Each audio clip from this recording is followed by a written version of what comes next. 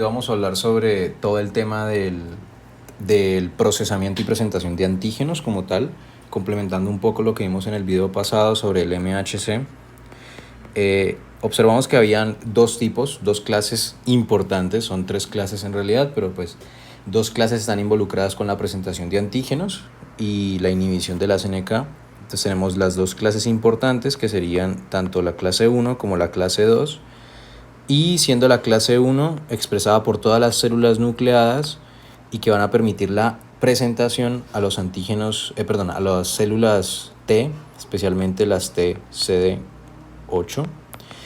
Y por el contrario, pues el MHC2 o la clase 2 está expresada por las células APC, linfocitos, macrófagos, pues linfocitos B, macrófagos y células dendríticas, y presentan a los linfocitos T CD4. ¿Sí?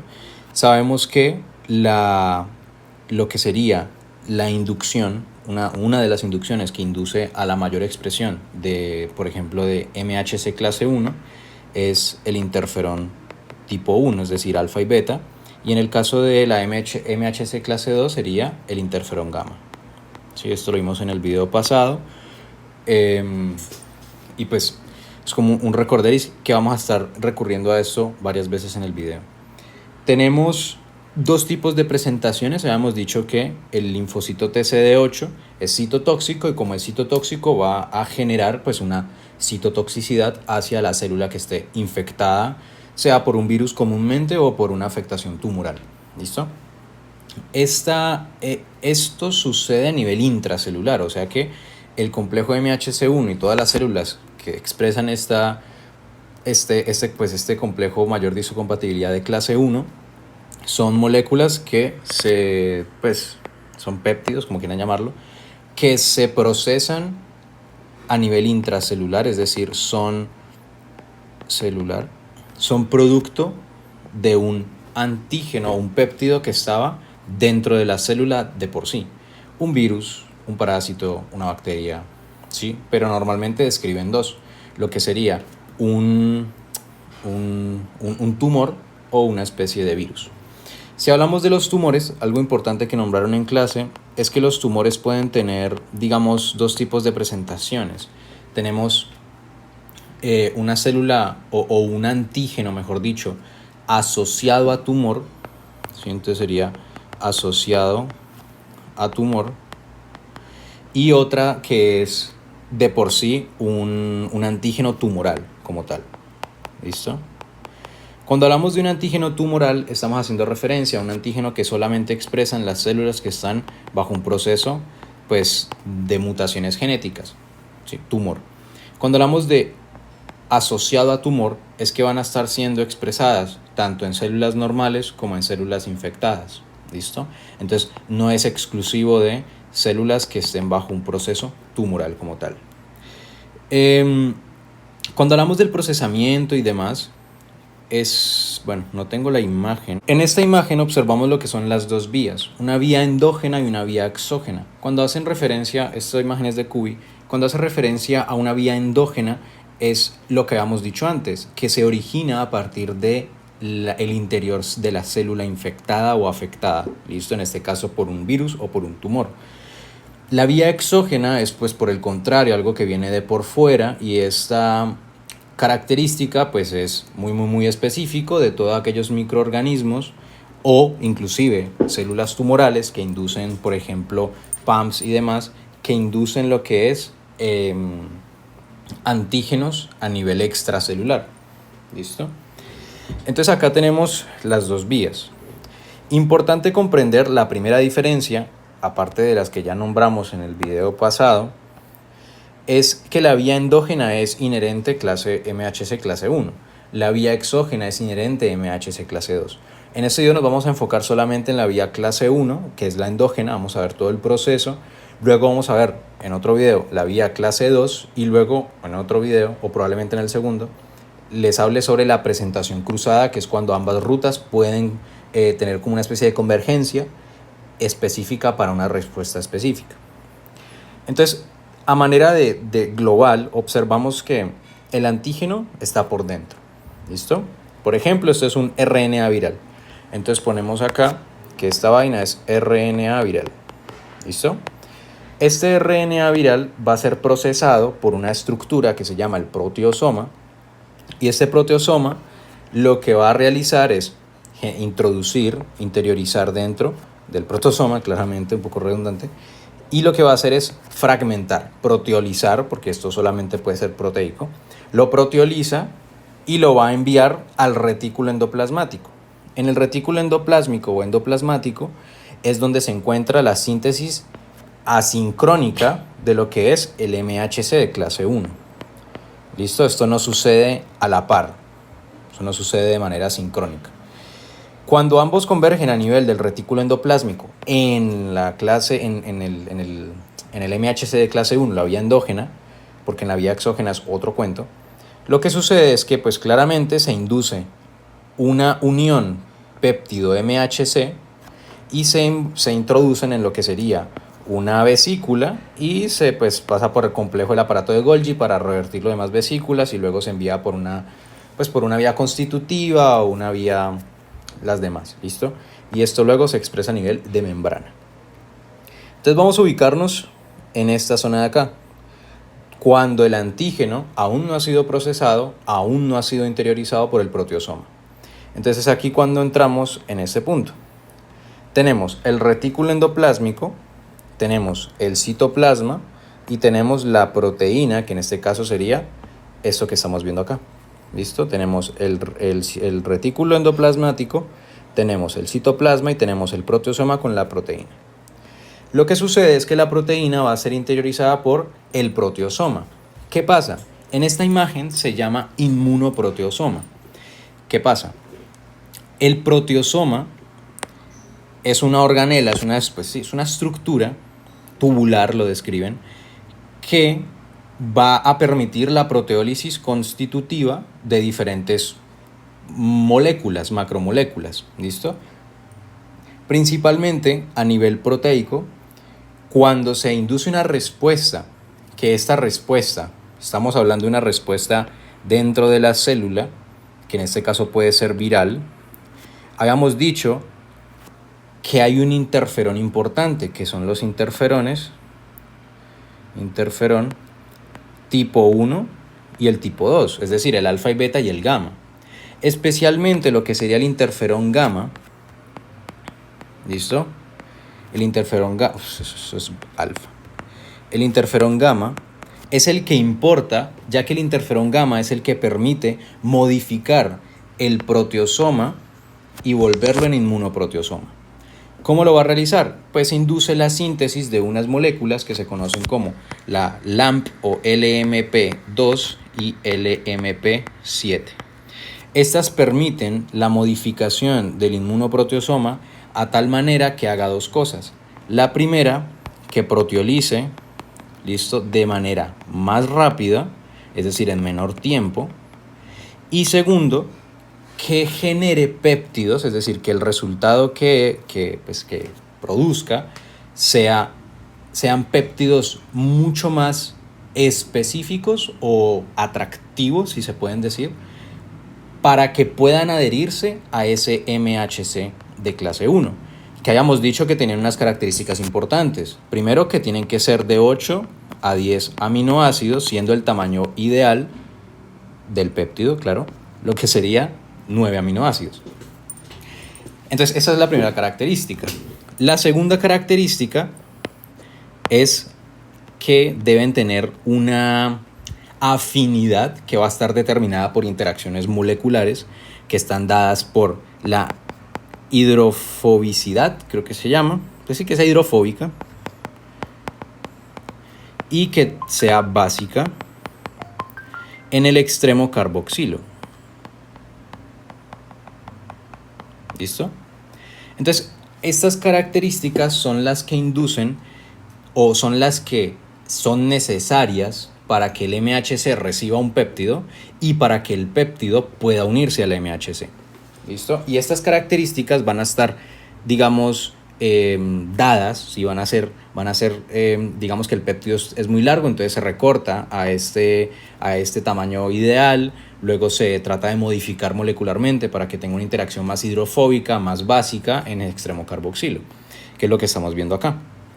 Entonces se generan esos péptidos y pues nada, se cortan los aminoácidos que no se necesitan y luego estos péptidos van a estar, pues van a tener que acoplarse al MHC, claramente. Entonces aquí vimos un primer proceso. Observamos el proceso de cómo una proteína, como puede ser un RNA viral, se introduce al inmunoproteosoma que fue modificado desde un proteosoma normal mediante interferón gamma que produce el MP2 y el MP7 que permite la modificación del proteosoma para convertirlo en un inmunoproteosoma que sea más específico y permita lo que es la producción de péptidos más específicos y más que específicos, más afines a esa hendidura específica del MHC clase 1. ¿Qué pasa?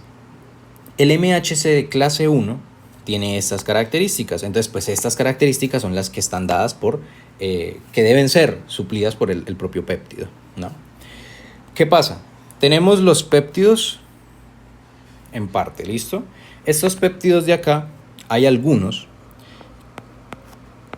que tienen un tamaño de 8 a 16 aminoácidos. Hay otros que tienen un tamaño de 7 aminoácidos.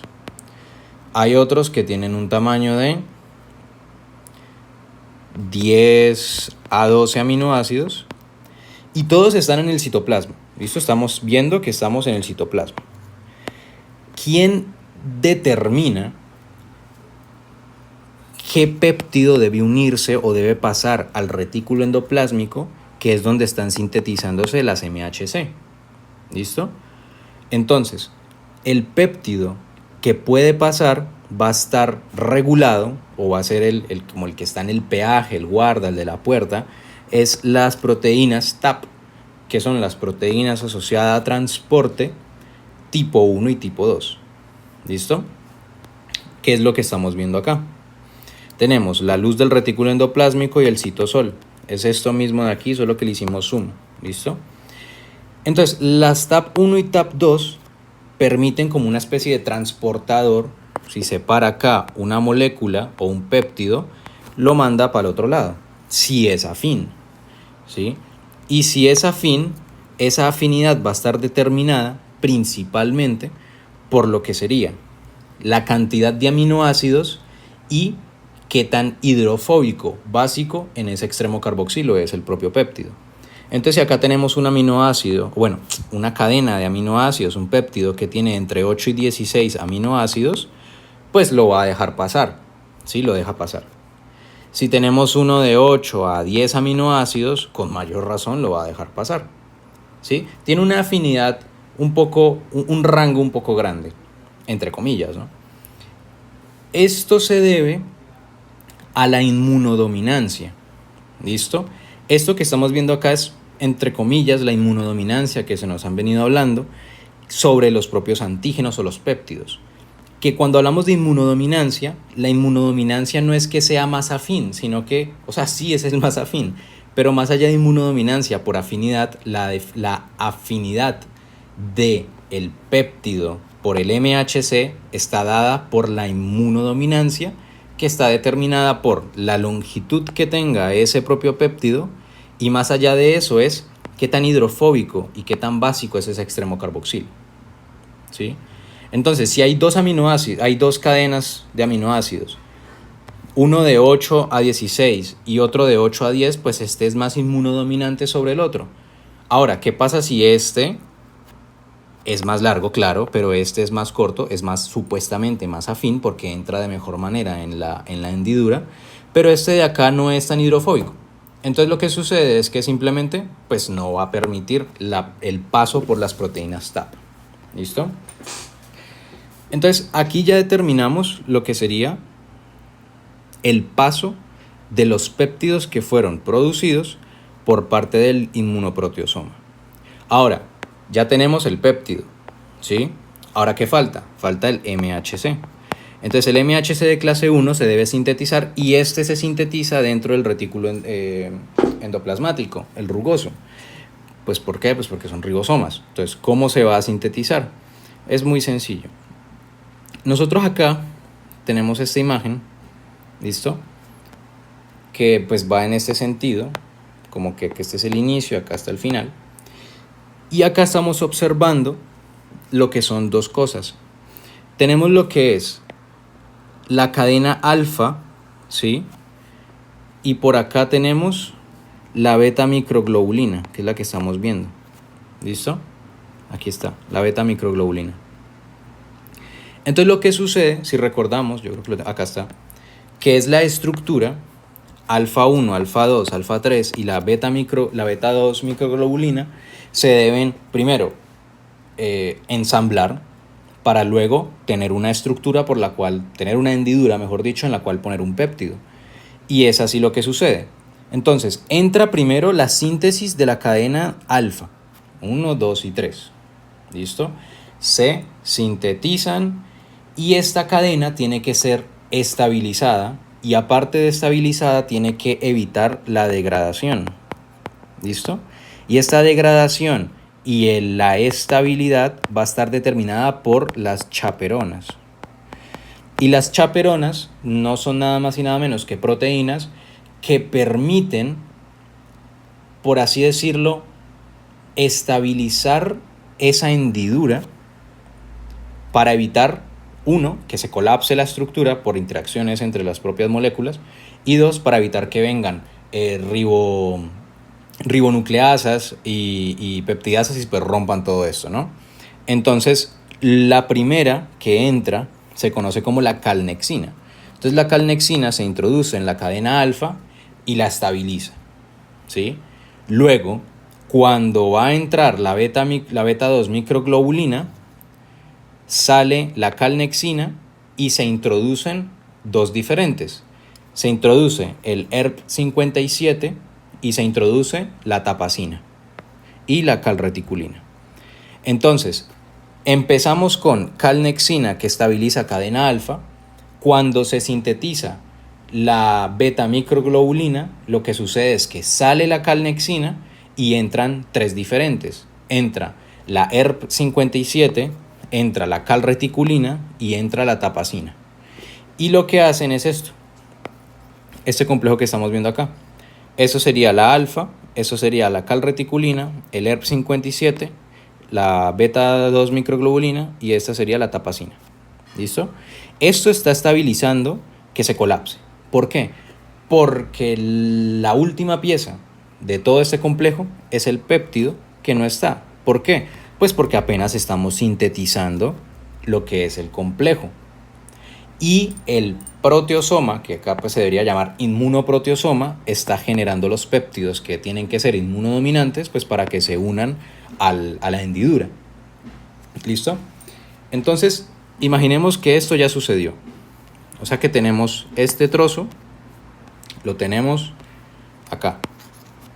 Acá tenemos el ERP57, tenemos la calreticulina, tenemos la tapacina, tenemos la beta 2 microglobulina y la alfa. ¿Listo? Ahí lo tenemos. Entran los péptidos inmunodominantes. ¿Qué pasa? Imaginemos que entra el péptido que mide de 8 a 16 aminoácidos. La hendidura sabemos que es de 8 a 10, y que 9 es el número perfecto para que se pueda producir el anclaje como tal. Entonces, cuando un péptido es inmunodominante porque es hidrofóbico y porque tiene un extremo básico en el extremo carboxilo, la célula pues claramente no va a desperdiciar esto y lo que realiza es simplemente coge ese péptido que es supremamente largo pero que tiene estas características y lo que hace es cortarlo. Y esto se corta mediante una enzima que se llama la ERAP. ¿Listo? La ERAP es la aminopeptidasa del retículo endoplasmático. Creo que es así. ¿Listo? Y lo que hace la aminopeptidasa del retículo endoplasmático o retículo endoplásmica, como quieran decirle, lo que hace es cortar esos péptidos que son un poco más largos, pero que sirven igualmente. Y es ese ejemplo lo que estamos viendo acá.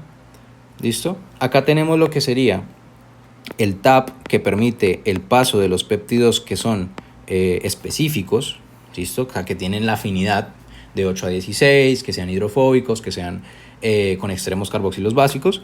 Y lo que hace la ERAP es eso mismo, es coger ese péptido que es un poquito largo y le termina de dar los retoques para que se asocie.